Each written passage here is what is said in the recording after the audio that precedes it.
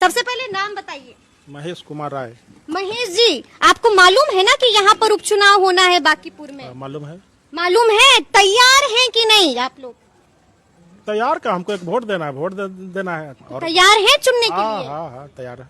तैयार हैं। बिल्कुल तो बिल्कुल। देखिए, आप तो सुन रहे होंगे ना, तरह तरह की चर्चाएं हो रही हैं। कहा जा रहा है कि बांकीपुर से चुनाव लड़ सकते हैं प्रशांत किशोर। लड़ना चाहिए। लड़ना चाहिए प्रशांत किशोर को। काहे लड़ना चाहिए? इसलिए लड़ना चाहिए कि प्रशांत किशोर एक शिक्षित व्यक्ति है, एजुकेटेड पर्सन है। कम से कम विधानसभा जाएंगे तो कुछ तो हक की बात रखेंगे, इसलिए रखना चाहिए। दूसरा दम है उनमें। अब दम है या नहीं, अब तो आकेंगे ना, लेकिन हम लोग को तो लगता है कि एक बार उनको मौका देना चाहिए। दूसरी बात यह है कि बीजेपी एक सीट यहाँ से जीते या न जीते, उसके सरकार का सेहत पर क्या फर्क पड़ने वाला है।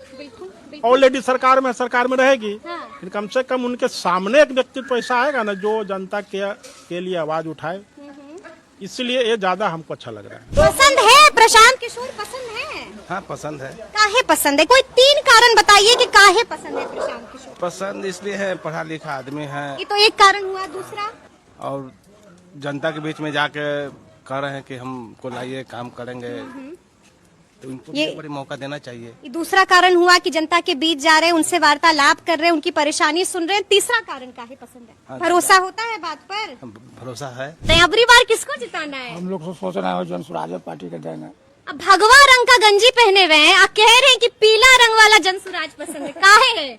अब इस हर साल तो मतलब अगला पार्टी बीजेपी वाला करवे किया, और अभी नया सरकार के न बनाना है, इसीलिए सोच रहे कि अभी नया सरकार बने। सरकार तो इससे नहीं बनेगी। हाँ। लेकिन आपके विधायक जो हैं वो बन सकते हैं प्रशांत किशोर, अगर वो खुद चुनाव लड़े। हाँ, तो प्रशांत जी खड़ा होंगे तो हम लोग वोट देंगे। आप प्रशांत किशोर नहीं खड़े हुए हैं, कोई और खड़ा हुआ जनसुराज से, तब वोट नहीं कीजिएगा? कोई पार्टी उनके रहेगा, आदमी तो देवे करेगा। दे भी करिएगा। देखिए, बांकीपुर विधानसभा से जनसुराज पार्टी को जितना चाहिए।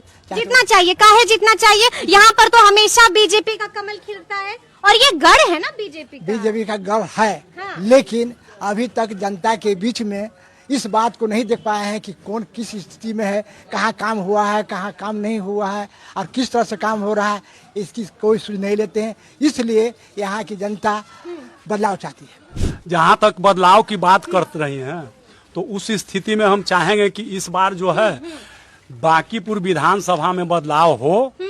और क्योंकि हम लोग यहाँ की जनता, चाहे लालू जी की सरकार हो, चाहे नीतीश की सरकार हो, एनडीए की सरकार हो, हम लोग सारे जगह ठगे गए हैं।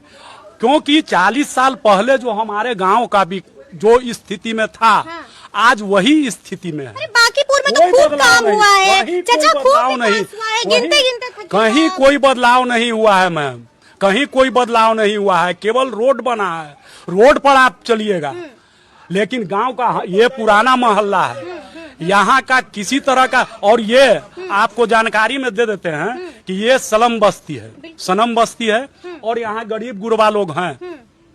एक मान लीजिए कि बड़े लोगों के शादी विवाह बाल बच्चे का होता है, वो तो कमेटी हॉल में चले जाएंगे, उनके पास पैसा है।